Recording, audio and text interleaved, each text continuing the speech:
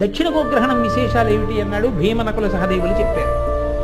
అర్జునుడు అన్నాడు, నేను వచ్చినప్పటి నుంచి చూస్తున్నాను, ఎందుకో అన్నగారు తల ఎత్తి నన్ను చూడటం లేదు, తల ఉంచుకుని ఉంటున్నాడు. నేను ఏ తప్పు చేశాను అని చాలా ఆలోచించాను, నా తప్పు ఏం కనపడలేదు, నా వల్ల ఏమైనా పొరపాటు జరిగిందా అన్నాడు. అంటే ధర్మరాజు తల ఎత్తి అన్నాడు, నువ్వే పొరపాటు చెయ్యలేదు. విరాట్ రాజు నన్ను పాచికలు పెట్టి కొట్టాడు, నాకు దెబ్బ తగిలి నెత్తురు కారివిరా, అందుకని నీకు నేను కనపడలేదు, నా ముఖం చూపించాను. వెంటనే అర్జునుడు లేచి అన్నాడు, ఇప్పుడే చంపేస్తా విరాట్ రాజు, నిన్ను పాచికలు పెట్టి కొట్టి నీ నెత్తురు కారేటట్టు చేస్తారా అన్నాడు. అంటే ద్రౌపది అంది, నెత్తురు కారిపోయి భూమి మీద పడలేదు, చిమ్మింది, నేను వెంటనే తుడిచేశాను. అంటే ధర్మరాజు అన్నాడు, ఆయనకి నేను ధర్మరాజని తెలిసి కొట్టలేదు, నేను కంతభట్టుని అనుకున్నాను, అనుకుని కొట్టాను.